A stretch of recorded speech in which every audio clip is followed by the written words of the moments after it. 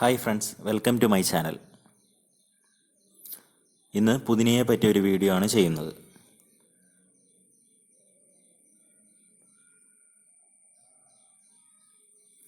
പുതിന എങ്ങനെ വീടുകളിൽ പെട്ടെന്ന് വളർത്തിയെടുക്കാമെന്ന് നോക്കാം.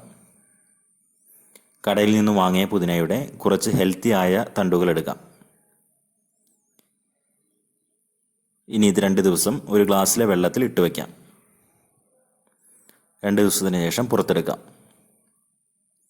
അപ്പോൾ പുതിയ ഇലകളും വേരുകളും മുളച്ചു വരുന്നതായി കാണാം.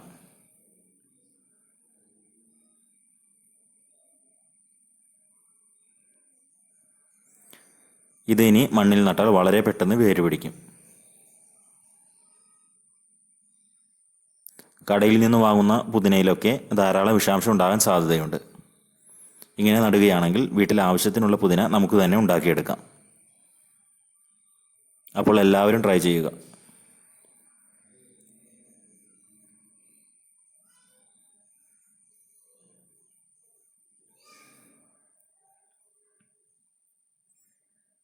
If you are interested, please like, subscribe and press bell button for further updates. Thank you.